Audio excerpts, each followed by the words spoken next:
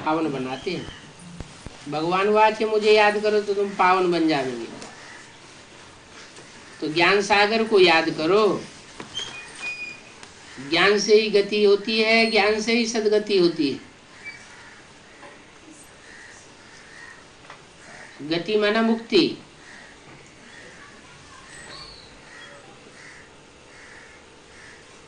बाप से वर्षा मिलता है शांति धाम सुख धाम का। जो पतित हैं वो तो वापस नहीं जा सकते। जब तक आत्मा पवित्र न बने, पावन न बने, तब तक शांति धाम में नहीं जा सकती, माना शांति धाम का अनुभव नहीं कर सकती। और शांति धाम का ही अनुभव नहीं करेगी तो सुख धाम का भी अनुभव नहीं करेगी। पहले चाहिए शांति, बाद में चाहिए सुख। आत्मा क्या चाहती है? आत्मा की पहले इच्छा क्या है? आत्मा इस दुनिया में दुखी है, अशांत है। कोई को पूरे बदन में बुखार हो रहा है तो वो क्या चाहेगा? रसगुल्ला खाना चाहेगा? नहीं खाना चाहेगा। उसे रसगुल्ला का टेस्ट नहीं आएगा। क्यों? क्योंकि सारे बदन में अशांति है।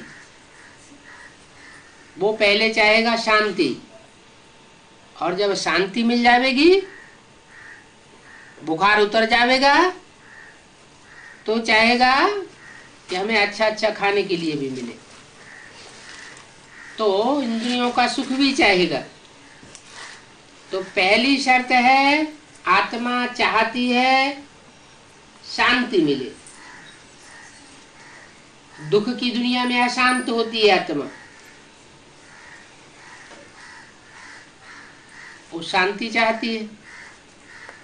लेकिन शांति से ही पूरी इच्छा पूर्ति नहीं होती।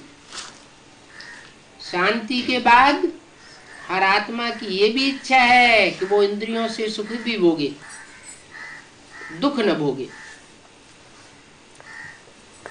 तो पहले शांति धाम ले जाते हैं बाप, शांति का अनुभव कराते हैं, और बाद में सुख धाम का अनुभव कराते हैं। हर आत्मा को पहले शांति धाम ले जाते हैं या शांति का अनुभव कराते हैं, और बाद में सुख में भेज देते हैं। बाप तो सुख धाम में भेजते हैं, लेकिन फिर आत्मा दुखी क्यों हो जाती है?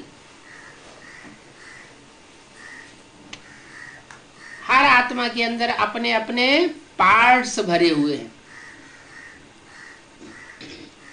जो अनादि पार्ट है वो आत्मा बजाती है। कोई में लंबे समय का सुख भोगने का पार्ट भरा हुआ है, और कोई में थोड़े समय का सुख भोगने का पार्ट भरा हुआ है। कोई सुख भोगता है तो इतनी तीव्रता से सुख भोगता है कि वो जल्दी ही नीचे गिर जाती है आत्मा।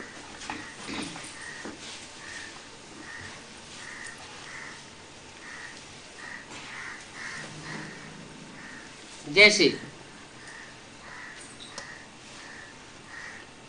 देवताएं हैं, सतयुग त्रेता में जन्म लेते हैं।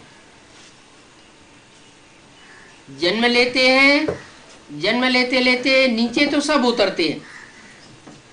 सतयुग में भी 2 कला नीचे उतरते हैं, त्रेता में भी 6 कला नीचे उतरते हैं, त्रेता के अंत में 8 कलाएं कम हो जाती हैं। लेकिन उनमें भी कोई कोई आत्मा ऐसी है कि त्रेता के अंत तक आते आते पूरी ही नीचे गिर जाती है,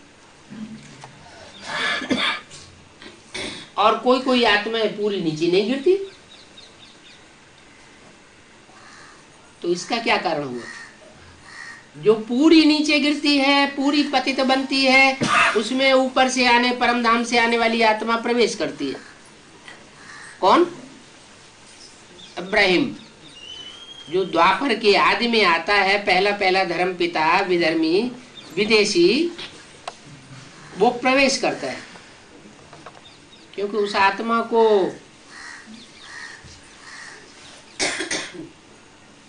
गर्भ में प्रवेश करके दुख नहीं मिल सकता। वो आत्मा बाप के घर से आती है, जो बाप के घर से आती है वो तो सात्विक आत्मा है, सतो प्रधान आत्मा उस समय के हिसाब से। और वो सतो प्रधान आत्मा जब प्रवेश करेगी तो गर्भ में प्रवेश नहीं कर सकती, क्योंकि द्वापर युग में जो गर्भ है वो दुख का होता है, सुख का गर्भ नहीं होता। जैसे दुखधाम में आ जाती है, गर्भ में आत्मा अपने को बंधन में महसूस करती है, त्राहि त्राहि करती है बाहर निकलने के लिए। तो जो आत्मा पहले पहले परमधाम से आएगी वो दुख नहीं भोग सकती। फिर प्रवेश किस में करेगी? उसे प्रवेश करने के लिए पतित तन चाहिए। तो उस समय जो आत्मा सबसे पतित होती है उसमें आकर के इब्राहिम प्रवेश करता है। फिर नंबरवार जो पतित आत्माएं होती हैं उनमें इब्राहिम के फॉलोअर्स पीछे पीछे आने वाली आत्माएं प्रवेश करती रहती हैं और इस्लाम धर्म की स्थापना कर देती है। उनके मुकाबले क्रिश्चियन धर्म की आत्माएं उनके पतित बनने की तीव्रता कम होती है और इस्लाम धर्म की आत्माओं के मुकाबले वो 500 वर्ष तक ज्यादा लंबे समय तक पावन स्टेज में रहती हैं और फिर पतित बनती है। ऐसे ही बौद्ध धर्म की आत्माएं क्रिश्चियंस के मुकाबले पहले नीचे गिरती है, उनमें पावर जल्दी खत्म हो जाती है। ऐसा क्यों? कोई धर्म की आत्माएं लंबे समय तक पावर रोक करके रखती है, आत्मा की पावर उनकी घटती नहीं है, और कोई आत्माएं जल्दी ही उनकी पावर खलास हो जाती है। कारण क्या हुआ?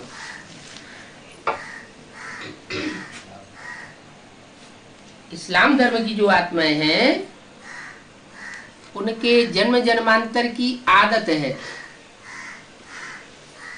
कि वो आत्माएं तीव्र गति से नीचे उतरती हैं। कारण व्यभिचार,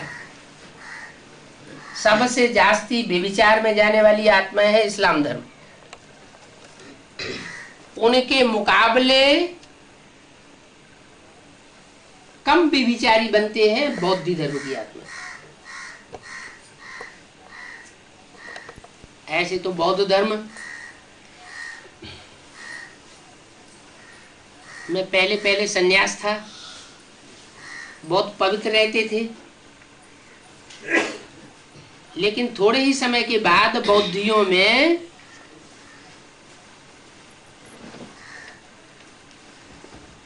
जो वो बनाए जाते थे बुद्धि विहार, वो बुद्ध विहार, उन बुद्ध विहारों में स्त्री पुरुषों को साथ साथ रहने की अनुमति दे दी गई। और जब स्त्री पुरुष साथ साथ रहे तो उनमें व्यभिचार फैल गया। अभी भी ब्राह्मणों की दुनिया में भी कोई कोई ऐसे बुद्धू ब्राह्मण हैं जो कहते हैं हम तो आत्मा आत्मा भाई भाई है ना, देवान तुमको क्यों आता है कि हम स्त्री हैं हम पुरुष हैं? जब हैं ही आत्मा आत्मा भाई भाई तो हम साथ साथ नहीं रह सकते, एक ही घर में नहीं रह सकते। अरे आत्माओं को संग का रंग नहीं लगता है क्या? आत्माओं को ही तो संग का रंग लगता है कि परमात्मा को लगता है? संग का रंग किसको लगता है? संग का रंग तो आत्माओं को लगता है। तो जब मालूम है कि आत्माओं को संग का रंग लगता है तो संग के रंग से बचाना चाहिए ना, साथ साथ रखने की तो बात ही नहीं। स्त्रियों का अलग प्रबंध होना चाहिए, पुरुषों का अलग प्रबंध होना चाहिए। हाँ, एक फैमिली है तो बात दूसरी है।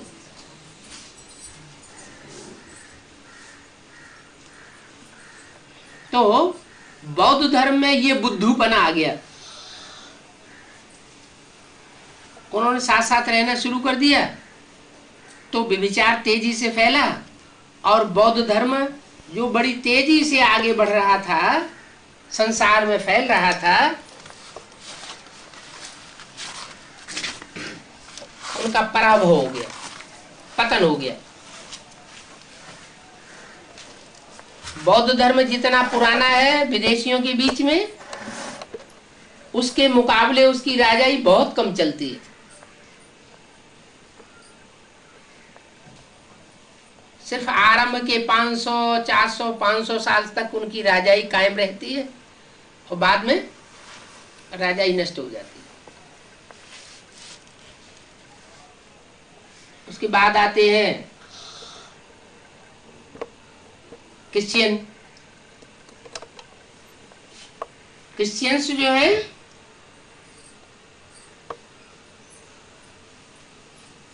उनमें काम विकार उतना जास्ती नहीं होता।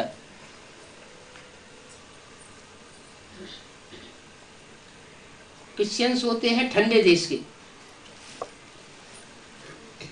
और इस्लामी होते हैं गर्म देश के।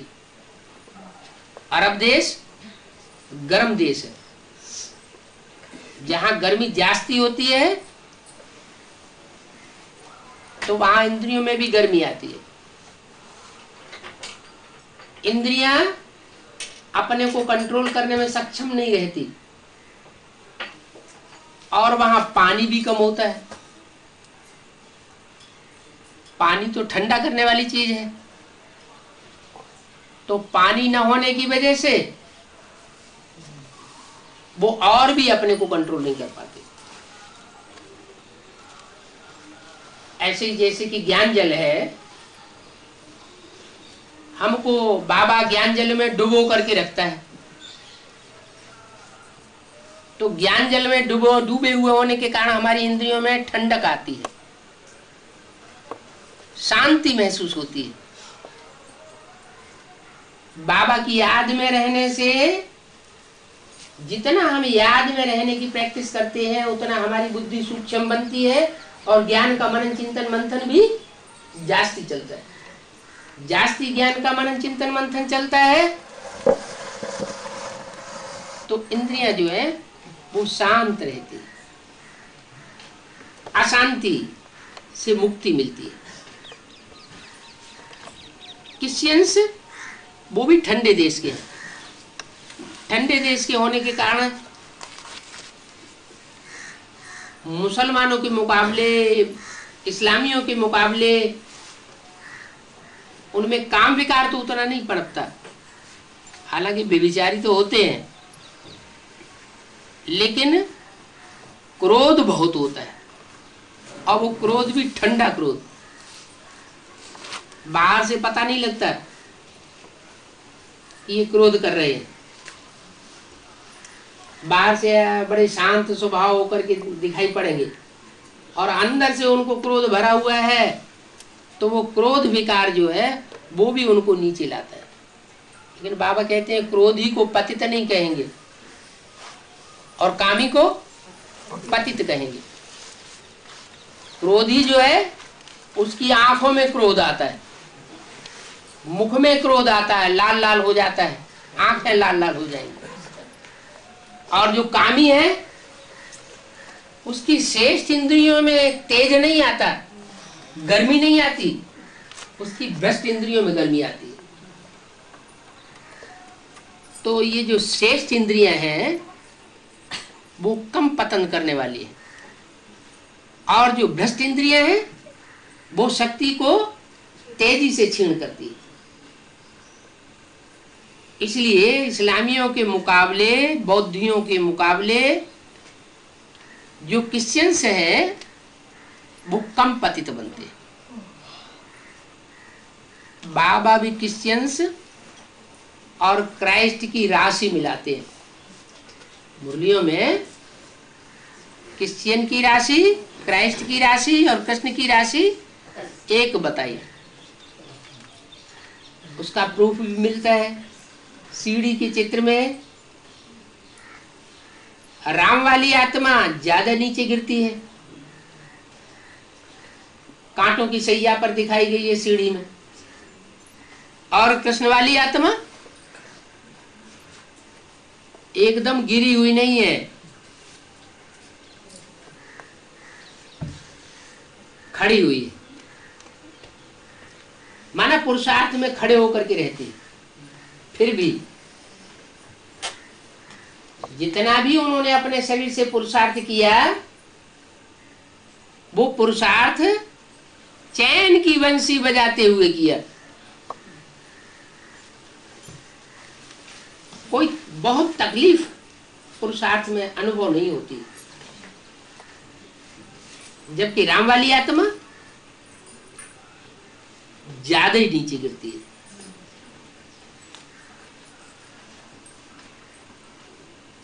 तो जैसे राम और कृष्ण में भेद है, ऐसे ही इस्लामी और क्रिश्चियंस में भेद समान जैसा है।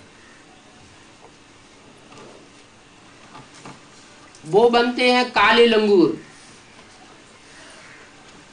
काम विकार के कारण, और वो बनते हैं लाल मुंह वाले बंदर क्रोध विकार के कारण।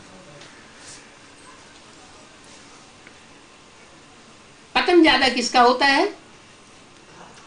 जो कामी है उनका जास्ती पतन होता है, और क्रोधी का पतन कम होता है। इसलिए क्रिश्चियंस जो है वो कलयुग के अंत तक भी उनकी जास्ती आबादी नहीं हुई, और इस्लामियों की आबादी सारी दुनिया में फैल गई। अभी अंत में आकर के 100-200 वर्ष में क्रिश्चियंस जास्ती बढ़ गए, क्योंकि वो सारी दुनिया में फैले। क्रिश्चियंस का राज्य जो है, कहते हैं क्रिश्चियंस के राज्य में एक टाइम ऐसा था कि सूर्य अस्त ही नहीं होता था। इतना दुनिया में राज्य लास्ट के 100-200 वर्षों में फैल जाता है। तो जो ठंडे प्रदेशों से उनको बाहर निकल के आना पड़ता है। कोई अफ्रीका की साइड में जाते हैं, कोई भारत में आते हैं। भारत की गर्मी में और यूरोप की गर्मी में तो बहुत अंतर है। अफ्रीका में तो और ही जास्ती गर्मी पड़ती है। तो धीरे धीरे उनमें अंतर आ जाता है। वो अंतर जो है वो उनमें भी विचार को फैलाता है। आज क्रिश्चियंस की संख्या दुनिया में ज्यादा हो गई। पहले मुसलमानों की संख्या जास्ती थी।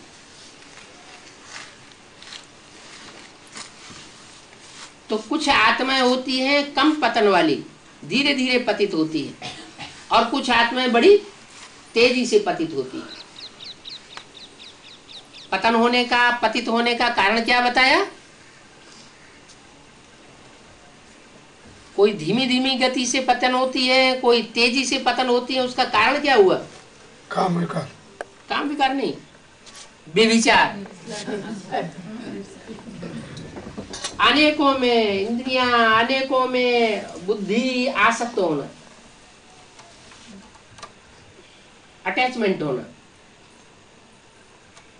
तो आत्मा का पतन जास्ती होता है। इसलिए इब्राहिम जैसी जो आत्माएं आती है वो उन पतित हुई आत्माओं में पहले प्रवेश कर जाती है। उसके बाद दूसरे नंबर में पतित बनते हैं बौद्ध, फिर तीसरे नंबर में पतित बनते हैं क्रिश्चियंस। उससे भी ज्यादा धीमी गति से पतन बनने की, जो पतित होने की जो गति है, वो है सन्यासियों की। सन्यासी जो ओरिजिनल पवित्रता धारण नहीं करते। ओरिजिनल पवित्रता तो है ब्राह्मणों की, जो ब्राह्मण से देवता बनते हैं। क्योंकि बाबा ने बताया घरगस्थ में रह करके पवित्र बनना, यह है ओरिजिनल पवित्रता। और घरगस्थ को छोड़ करके बाहर जंगल में जा करके पवित्र बनना, ये तो मजबूरी की पवित्रता हुई। जैसे कोई आदमी को जेल में डाल दिया जाए, 10 साल जेल में रहे और जेल से निकलने के बाद कहे हमने 10 साल पवित्रता का पालन किया, तो वो उसकी मजबूरी हुई या उसने वास्तव में पवित्रता का पालन किया? वो तो मजबूरी है। तो ऐसे ही सन्यासियों की कायरता वाली पवित्रता है। वो जब जब भी ज्यादा तमो प्रधान बनते हैं, उसका कारण ये होता है कि वो शहरों में घुस पड़ते हैं और अपने को कंट्रोल नहीं कर पाते। जब तक जंगलों में रहे तब तक फिर भी कंट्रोल रहे, और जैसे ही शहरों में घुसते हैं जास्ती पतित तमो प्रधान बन पड़ते हैं। उसके बाद जो धीमी गति से पतित बनती है वो आत्माएं हैं मुस्लिम धर्म की। और मध्य कलयुग में आता है सिख धर्म। उनमें भी पवित्रता की, प्योरिटी की पावर जास्ती इसलिए होती है कि उनमें एक संस्कार होता है, एक नारी सदा ब्रह्मचारी। एक नारी के साथ वो अपना जीवन बिताना पसंद करते हैं और रहते भी हैं। अभी कलयुग के अंत में तो सारी दुनिया में संघ का रंग विदेशियों का ज्यादा बढ़ गया है। तो सिख भी कोई कोई ऐसे हो गए हैं जो आतंकवादी बन पड़े हैं, और वो आतंकवादी ग्रुप जो है वो अलगाववाद की मांग करने लग पड़ता है, भारतवासियों के भी विरोधी हो जाता है।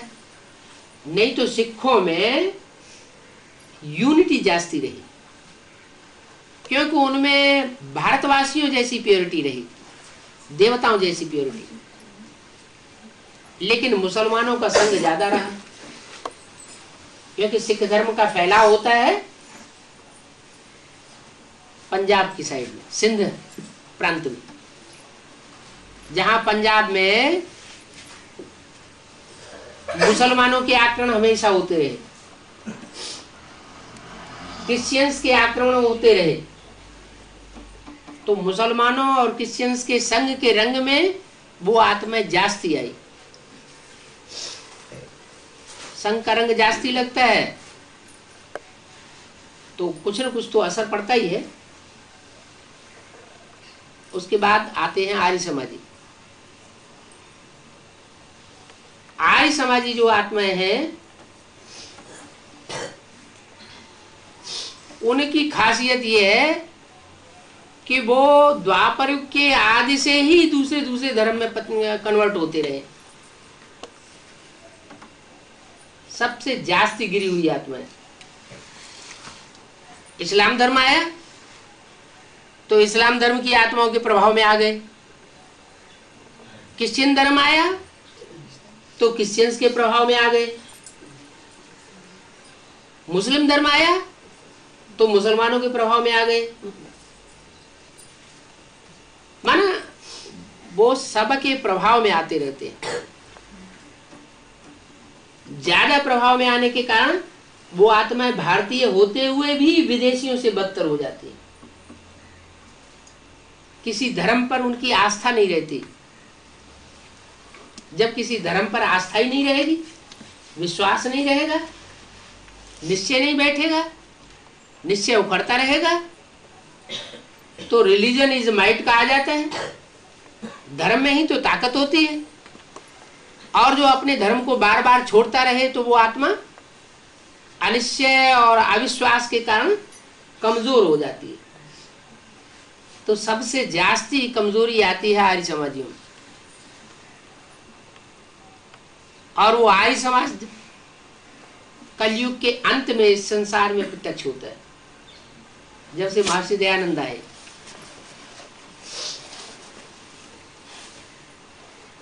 इतने बेविचारी बनते हैं कि उनकी जो गवर्नमेंट तैयार होती है वो गवर्नमेंट में कोई ताकत नहीं रहती। आज की जो गवर्नमेंट है वो कांग्रेसियों की गवर्नमेंट रही ना, वो कांग्रेसी जो है वो ज्यादातर आर्य समाजियों से प्रभावित रहे। क्या प्रभावित रहे कि हम किसी धर्म की अपेक्षा नहीं करते, धर्म से हमें कुछ लेना देना नहीं, हमें तो ज्यादा जनसंख्या चाहिए, वोट चाहिए। वो वोट चाहे मुसलमानों के हो, चाहे क्रिश्चियंस के हो, चाहे हिंदुओं के हो, हमें तो ज्यादा से ज्यादा संख्या के ऊपर अपना राज्य करना है, जो हमारे फॉलोअर्स बने। तो प्रजा परस्त हो गए। उन्हें राजा क्वालिटी की आत्माएं पसंद नहीं, उनको प्रजा परस्त, प्रजा जैसी आत्माएं, कमजोर आत्माएं चाहिए। तो प्रजा के ऊपर प्रजा का राज्य, जब कलयुग अंत होता है तो भारत से शुरू होकर के सारी दुनिया में प्रजा के ऊपर प्रजा का राज्य छा जाता है। अभी तक नेपाल देश ऐसा था जहां राजाओं का राज्य नाम मात्र को चल रहा था, वहां भी राजा ही खलास हो गई है। अभी सारी दुनिया में प्रजा के ऊपर प्रजा का राज्य, और प्रजा में तो कोई ताकत नहीं होती।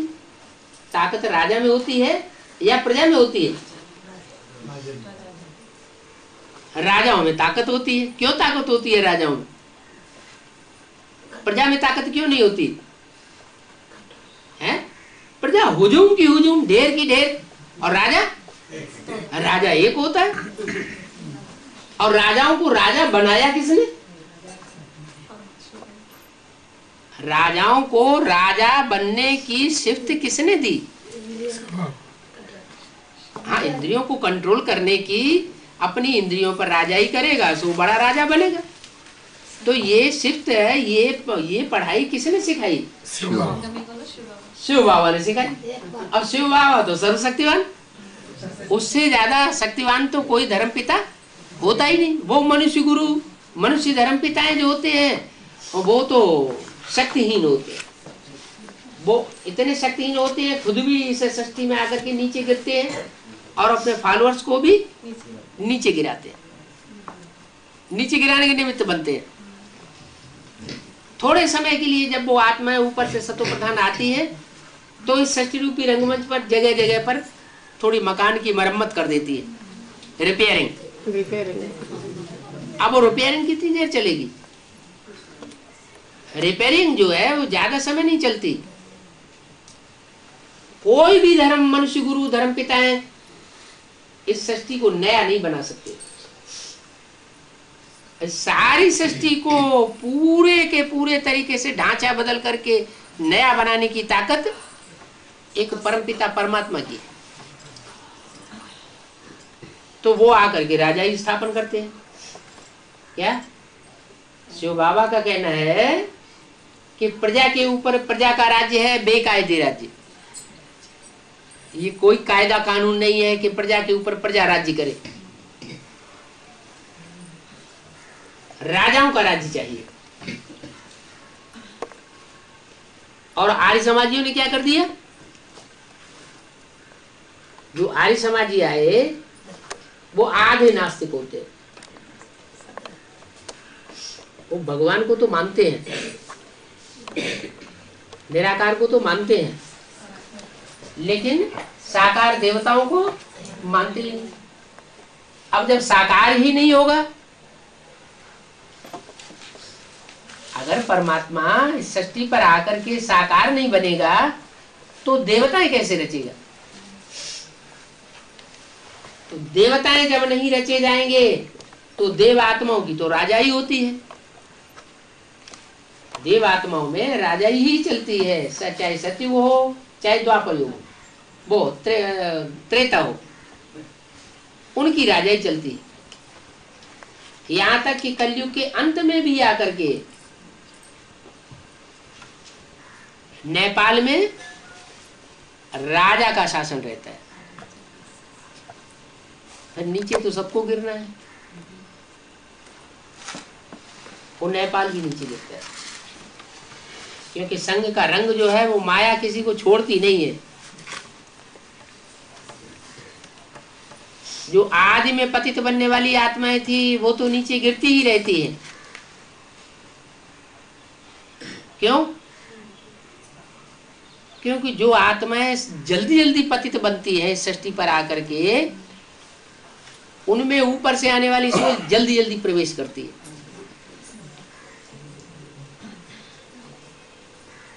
33 करोड़ देवताएं हैं,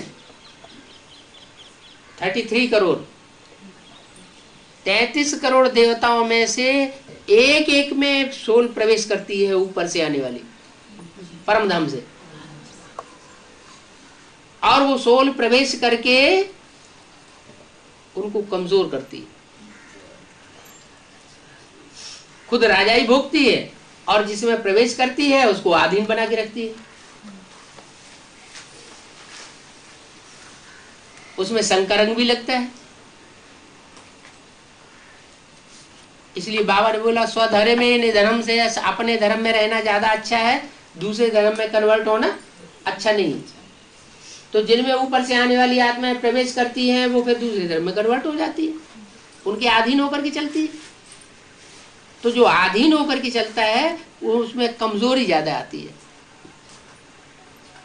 जो स्वाधीन होता है उसमें कमजोरी नहीं रहती, आधीनता के कारण कमजोरी आती है। इंफीरियरिटी कम्प्लेक्स आ जाता है आत्मा के अंदर। इंफीरियरिटी कम्प्लेक्स माने हीन भावना, वो हीन भावना आत्मा को नीचे गिराती। सुपीरियरिटी कम्प्लेक्स होता है तो उमंग उत्साह ज्यादा रहता है। जैसे राजा का बच्चा है तो कहे मैं राजकुमार हूं, तो वो उमंग उत्साह नशा रहता है।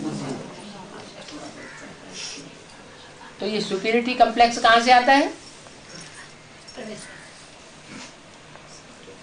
सुप्रीम कौन है इस संसार में? सुप्रीम सोल कौन है? जो सुप्रीम सोल है वहीं से सुपरमेसी शुरू होती है, और जो लास्ट में आने वाला धर्म पिता है वहां से इंफीरियरिटी कम्प्लेक्स शुरू होता है। तो जो आत्माएं मनुष्य गुरुओं के स्वभाव संस्कार के नजदीक आती है, उनसे प्रभावित हो जाती है, उनमें आता है इंफीरियरिटी कम्प्लेक्स। और जो परमात्मा के बच्चे बनते हैं डायरेक्ट, उनमें सुपरमेसी रहती है। सुपरमेसी रहने के कारण वो जन्म वाई जन्म भले टकराते हैं विधर्मियों से, विदेशियों से, लेकिन टकराते हुए भी टक्कर लेते लेते लेते जाके आखिरी जन्म में नीचे गिरते हैं। क्योंकि माया भी तो सर्वशक्तिवान है। जैसे बाप सर्वशक्तिवान है वैसे माया भी सर्वशक्तिवान है। तो सर्वशक्तिवान माया किसी को छोड़ती नहीं है, चाहे वो कोई भी धर्म की आत्मा हो, चाहे सूर्यवंशी हो, चाहे चंद्रवंशी हो, चाहे इस्लामी बौद्ध क्रिश्चियन वंशी हो, वो वार हर एक के ऊपर करती है। कोई आत्मा ऐसी है जो वार को टक्कर लेती रहती है, मुकाबला करती रहती है अंत तक, तो वो है सूर्यवंशी आत्मा। उनमें फिर दूसरे धर्म की आत्माएं प्रवेश नहीं कर पाती। किनमें? जो सूर्यवंशी है, और वो प्रभावित भी नहीं होती दूसरे धर्म वालों से। चंद्रवंशी दूसरे धर्म वालों से प्रभावित भी हो जाते हैं, प्रभावित होकर के उनके अंडर में भी चलने लग पड़ते हैं।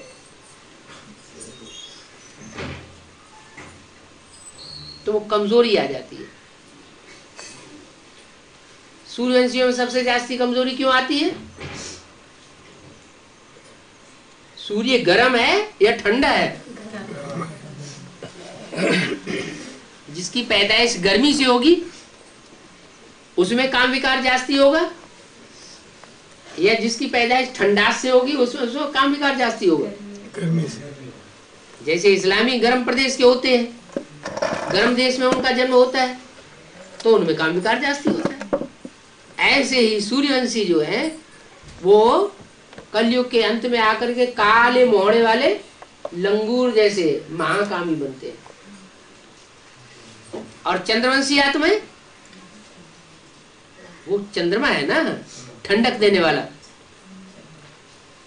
तो उसके रहबरी में रहने के कारण उनमें काम विकार उतना नहीं पनपता, लेकिन अंदर का क्रोध बहुत होता है। इसलिए कृष्ण के लिए क्या दिखाते हैं? कृष्ण ने महाभारत गृह युद्ध कराई दिया।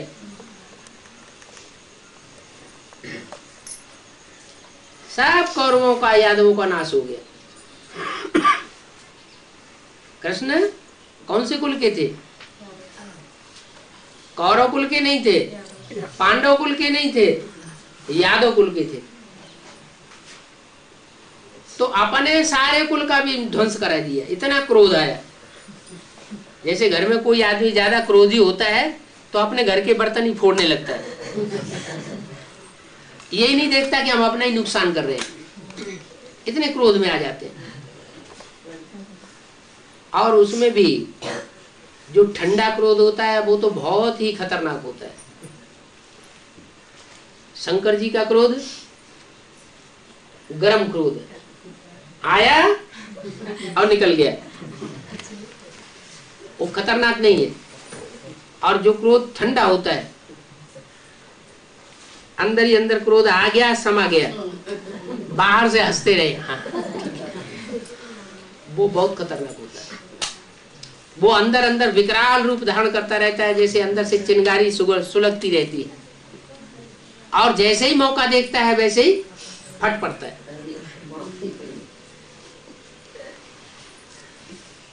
तो दो प्रकार की प्रकृति है,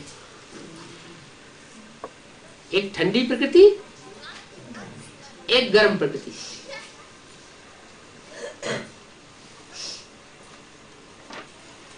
परमात्मा शिव आते हैं, जिसमें पहले पहले प्रवेश करते हैं,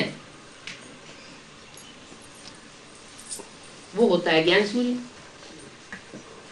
गीता में भी लिखा है कि भगवान ने ज्ञान दिया तो सबसे पहले किसको दिया? सूर्य को दिया। तो सूर्य से जो बच्चे जन्म लेते हैं वो तो हुए सूर्यवंशी।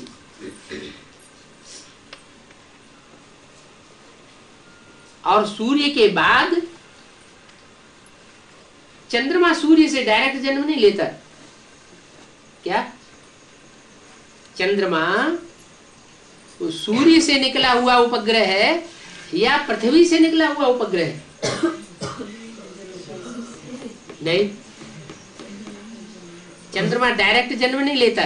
पृथ्वी से चंद्रमा जो है वो डायरेक्ट सूर्य से जन्म नहीं लेता। यज्ञ के आदि में भी ज्ञान चंद्रमा ब्रह्मा, उन्होंने डायरेक्ट प्रजापिता वाली सोल से ज्ञान नहीं लिया। किससे लिया? माता से। माता से लिया। तो ऐसे ही ये जो बड़ी दुनिया है उसमें भी पृथ्वी का एक हिस्सा अलग होता है और वो चंद्रमा बनता है। उपग्रह पृथ्वी का उपग्रह कहा जाता है। जो जिस ग्रह का उपग्रह होता है वो उसी के आसपास घूमता है। चंद्रमा पृथ्वी का उपग्रह है तो किसके आसपास घूमता है, चक्कर काटता है? पृथ्वी के चारों ओर चक्कर काटता है। अब यहाँ बाबा ने पृथ्वी बताया है कन्याओं माताओं को। क्या माताएं क्या है? धरणी। धारणा शक्ति माताओं में जास्ती होती है। पवित्रता की धारणा भी माताओं में जास्ती होती है। पुरुषों में प्योरिटी की पावर उतनी नहीं होती जितनी माताओं में होती है। तो धारणा शक्ति जास्ती होने के कारण उसके आसपास जो घूमने वाला चंद्रमा है उसमें भी धारणा जास्ती होती है। शीतल स्वभाव का होता है, स्वभाव शीतल है, लेकिन रोशनी कहां से मिलती है? चाहे पृथ्वी हो, चाहे चंद्रमा हो, चाहे कोई ग्रह हो, चाहे उपग्रह हो, उनको रोशनी कहां से मिलती है? सूर्य से रोशनी मिलती है। यह है ज्ञान की रोशनी। तो जो ज्ञान की रोशनी है, जिन आत्माओं को ज्यादा से ज्यादा मिलती है, मिलती क्या है? लेती है, ऐसे समझिए। जो आत्मा है परमात्मा के आने पर, इस सृष्टि पर ज्यादा से ज्यादा परमात्मा के ज्ञान को धारण करती है, वो आत्मा बहुत पावरफुल बन जाती है। पावरफुल माने बड़ी आत्मा। जैसे कोई बैटरी होती है, छोटी होती है, कोई बैटरी बड़ी होती है। तो जो बड़ा बैटरा होगा उसमें ताकत, ज्यादा ताकत होगी। ऐसे ही जो डायरेक्ट ज्ञान सूर्य से कनेक्टेड होते हैं, संबंध जोड़ते हैं, वो ज्ञान सूर्य के बच्चे ज्यादा पावरफुल हो जाते हैं। ज्यादा पावरफुल होने के कारण वो ज्ञान को भी ज्यादा ग्रहण करते हैं। होते तो नंबर वार है, लेकिन एक जैसा ज्ञान धारण करने वाले तो नहीं होते हैं। फिर भी और धर्मों के मुकाबले उनमें जास्ती पावर रहती है। वो पावर कहां से आती है? ईश्वरीय ज्ञान से। पहली पहचान उनके अंदर बैठती है। पहचान होगी तभी तो याद करेंगे। पहचान नहीं होगी तो याद कैसे करेंगे? तो जितना जितना गहरा ज्ञान उतनी जास्ती पहचान, और जितना जितना जो जिसको जास्ती पहचानता है उतना उसके नजदीक जाने की कोशिश करता है। तो जो सूर्यवंशी आत्माएं हैं उनमें इतनी पावर भर जाती है कि वो सतयुग के आदि से लेकर के नीचे तो गिरते हैं, लेकिन उनकी गिरने की गति धीमी रहती है। द्वापर में भी धीमी गति रहती है, कलयुग में भी धीमी गति रहती है। बस कलयुग के अंत में आकर के माया उनके ऊपर हावी हो जाती है। वो भी ड्रामा प्लान अनुसार कल्याणकारी, क्योंकि जो नीचे नहीं गिरेगा वो ऊपर कैसे उठेगा? जो तमो प्रधान नहीं बनेगा तो सतो प्रधान कैसे बनेगा? जितना जितना आत्मा नीचे गिरती है उतनी ऊंची ऊंची उठती है। मान लो कोई हाई जंप लगाता है, तो हाई जंप जितनी ऊंची लगाएगा तो उतना नीचे आएगा कि नहीं? तो उनमें ऊंचे जाने की भी ताकत बहुत है और नीचे आने की भी ताकत बहुत है। ऊंचे जाते हैं 1 सेकंड में, क्योंकि ईश्वरीय पावर उनको डायरेक्ट मिलती है। कोई मनुष्य गुरुओं की पावर से नहीं जाते हैं ऊंचे। ब्रह्मा सो विष्णु बनता है ना, लेकिन कौन से ब्रह्मा की बात है? पहले प्रजापिता ब्रह्मा या पहले और जो ब्रह्मा है वो? एक है मुकर्रर, जिसको कहते हैं प्रजापिता ब्रह्मा। तो प्रजापिता ब्रह्मा के लिए पहले गायन ये साबित होता है कि 1 सेकंड में ब्रह्मा सो विष्णु बन जाता है। कृष्ण वाली सोल भी, राधा कृष्ण वाली सोल भी विष्णु बनती है, विष्णु स्वरूप प्रैक्टिकल में, लेकिन संगम युग में नहीं बनती। कब बनती है? जब सतयुग होगा तब बनती है। वो लक्ष्मी नारायण विष्णु स्वरूप बनेंगे।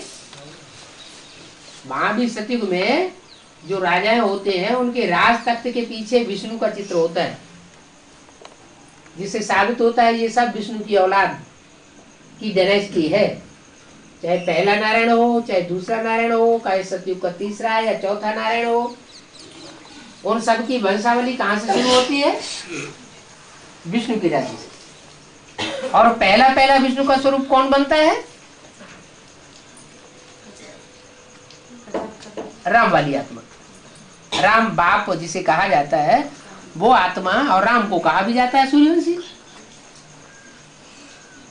राम को क्या कहते हैं? सूर्यवंशी। सूर्यवंशी माना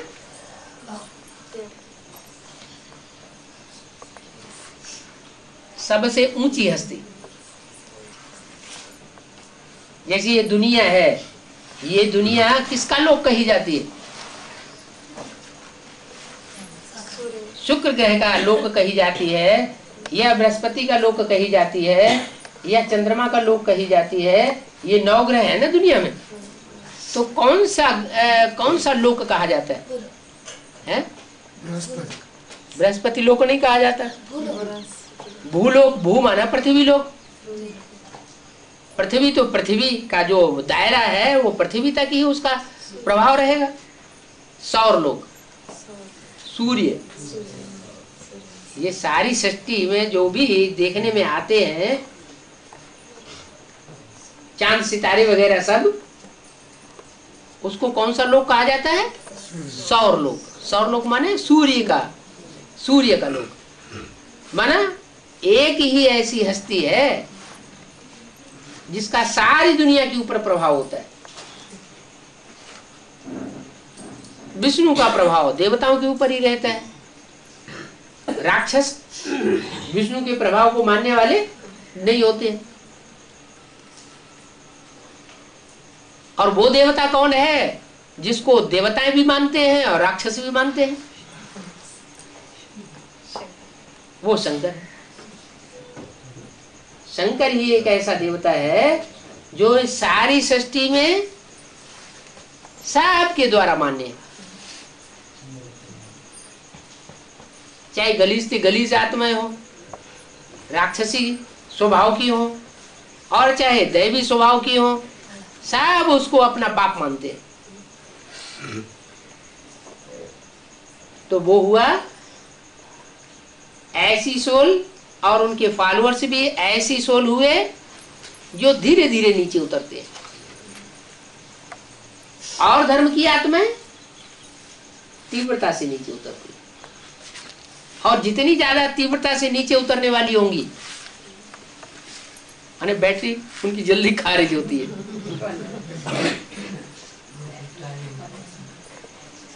कोई बैटरी ऐसी होती है जल्दी डिस्चार्ज होती है, और कोई बैटरी होती है हाँ धीरे धीरे डिस्चार्ज होती है। तो जो बैटरी जल्दी जल्दी डिस्चार्ज होती है तो उनमें ऊपर से आने वाली आत्माएं जल्दी जल्दी प्रवेश करती है।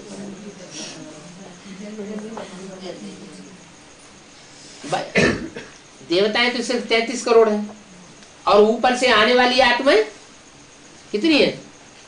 500-700 करोड़। क्या 21 गुनी।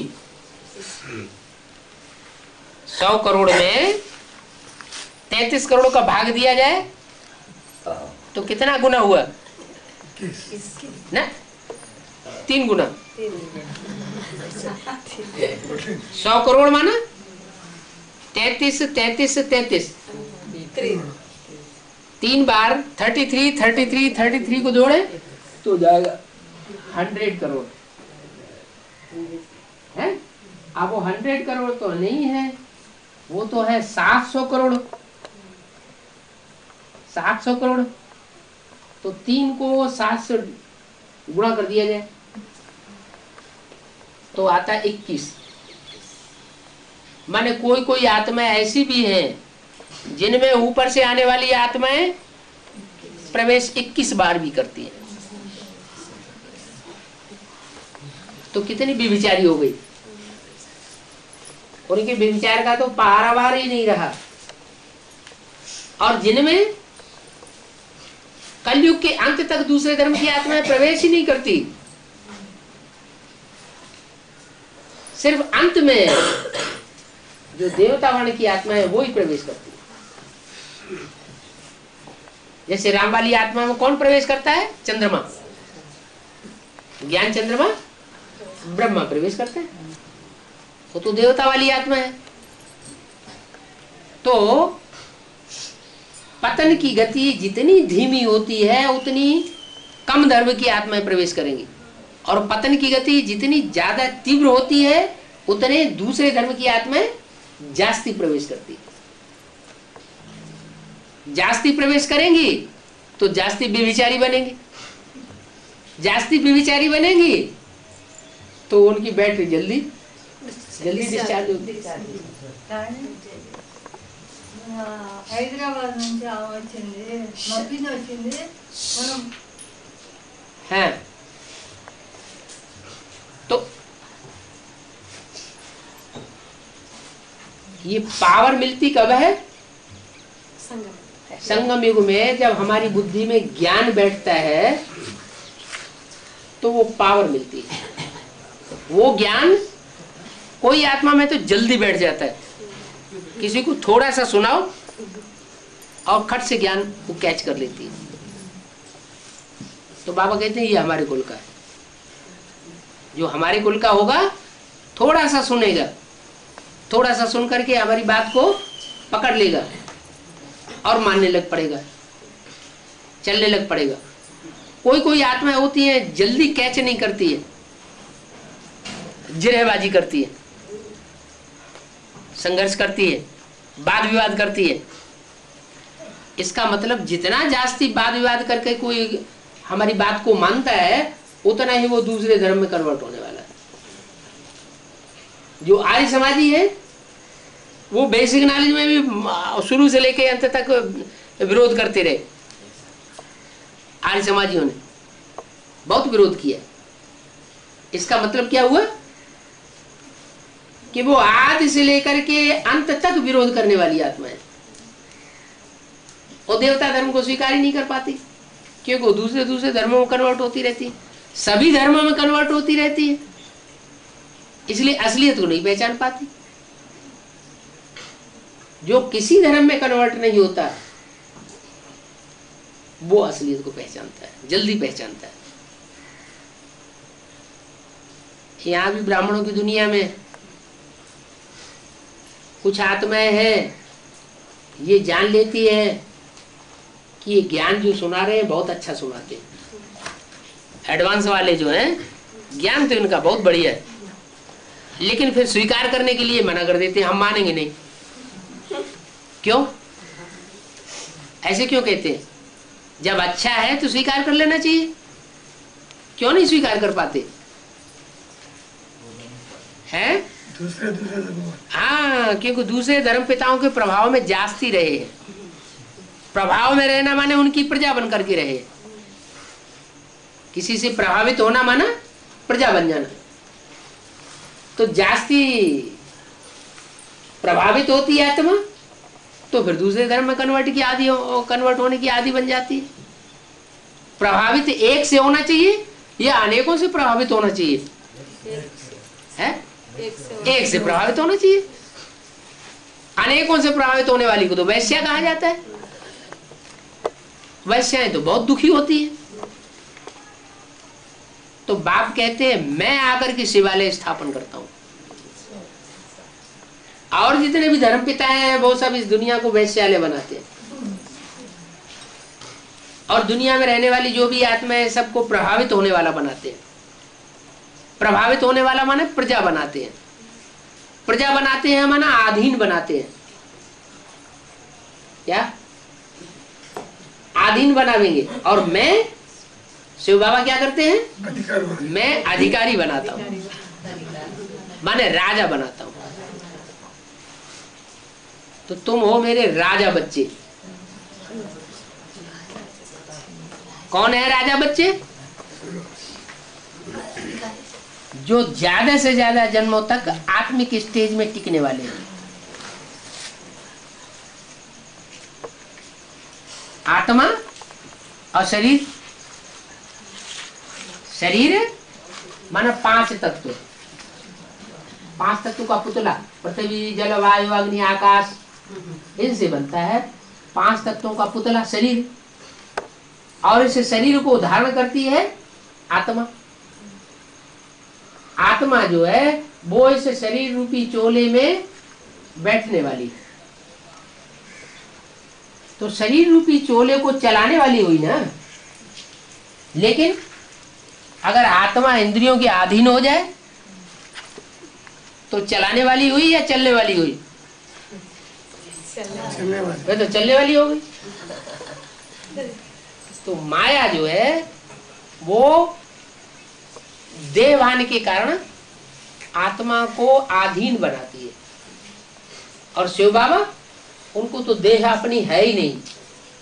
क्या वो भले इस सृष्टि पर आता है, भले बच्चों में प्रवेश भी करता है, पतित से पतित तमो प्रधान व्यक्ति में आता है, पतित तन में आता है, पतित दुनिया में आता है। वो द्वापर कलयुग में नहीं आता। कब आता है? जब दुनिया एकदम पतित बन जाती है तो आता है। और आकर के ऐसी पतित दुनिया के बीच में रह करके भी एक भी अंश मात्र किसी का संग का रंग नहीं लगता। किसको? Supreme soul. तो वो उसके अंदर भी संग का रंग नहीं लगता। और जिसमें प्रवेश करता है उन आत्माओं में भी संग का रंग कम लगता है। क्यों? उनमें संग का रंग कम क्यों लगता है? हाँ, क्योंकि संग के रंग से, शिव के संग के रंग से वो आत्माएं कम पतित बनती है। और शिव का संग का रंग जास्ती लगता है। औरों का संग भी लगता है, नीचे गिरती तो है। रामकृष्ण की आत्माएं भी नीचे गिरती है, लेकिन उतनी नीचे नहीं गिरती जितनी दूसरे धर्म की आत्माएं नीचे गिरती है। दूसरे धर्म में कन्वर्ट होने वाली आत्मा है, उनमें स्वभाव संस्कार भरा हुआ है प्रभावित होने का। और इनमें वो स्वभाव संस्कार किसी से प्रभावित होने का नहीं होता। तो कितना भारी घाटा पड़ जाता है। एक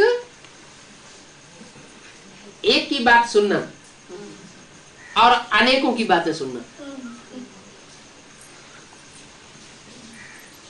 एक से सदगति और अनेकों के संग के रंग से दुर्गति।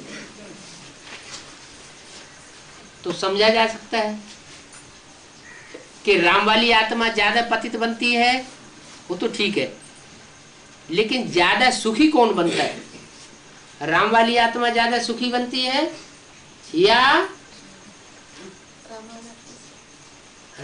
उसकी सहयोगिनी शक्ति सीता वाली आत्मा मनी, जो अव्वल नंबर सीता है, पार्वती जिसको कहा जाता है, वो जास्ती सुखी बनती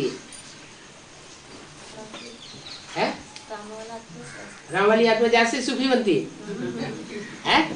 सुखधाम में जास्ती राम वाली आत्मा रहेगी या पार्वती वाली आत्मा सुखधाम में जास्ती रहेगी? तीन मूर्तियां हैं, ब्रह्मा की मूर्ति, विष्णु की मूर्ति, शंकर की मूर्ति, और तीन धाम है। ब्रह्मा दुखधाम की तरफ है,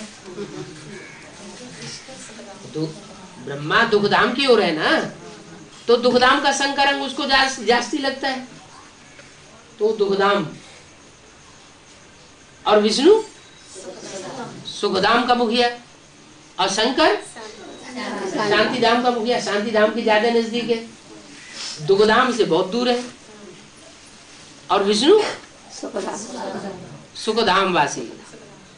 तो कौन सी आत्मा ऐसी है इस सृष्टि में जो 100% इस सृष्टि का सुख भोगती है लेकिन दुख नहीं भोगती?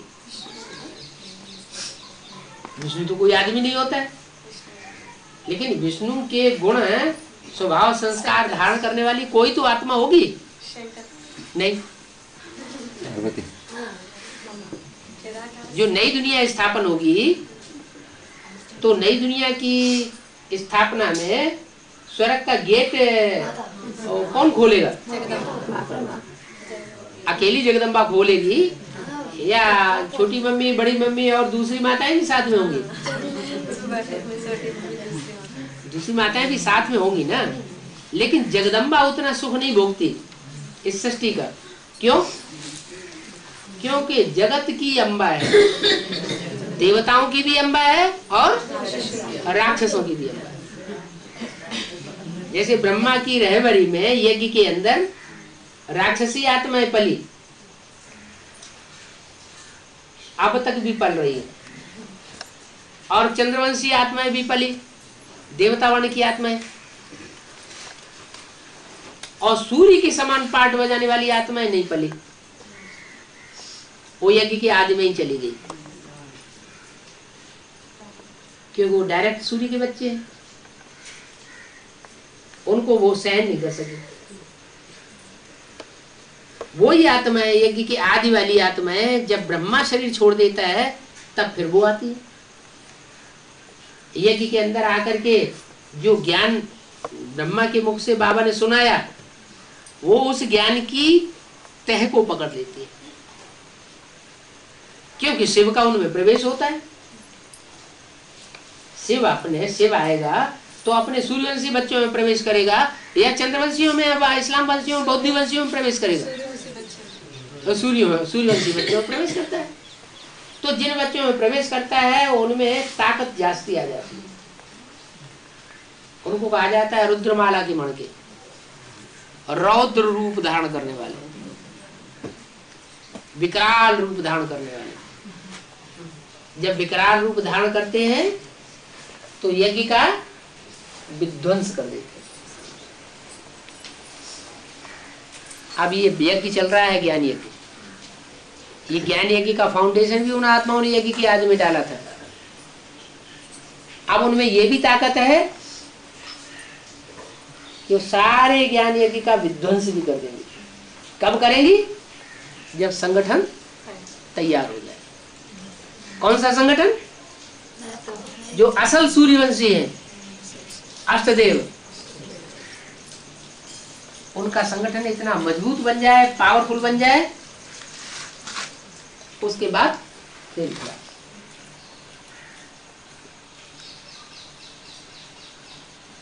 तो पावर भरने की बात है।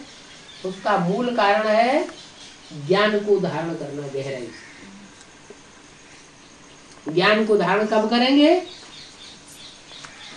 जब अम्मा बाप की भाषा सीखेंगे, मातृभाषा।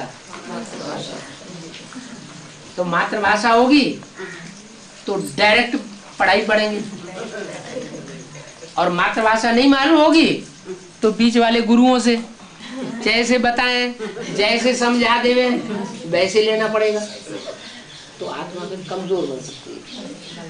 इसलिए क्या करना है? हिंदी जरूर, बहुत सहज है हिंदी। हिंदी से ज्यादा सहज दुनिया की कोई भाषा नहीं, क्योंकि शिव बाबा आता है सहज ते सहज, क्या कठिन को सहज करने वाला है। कौन? शिव बाबा।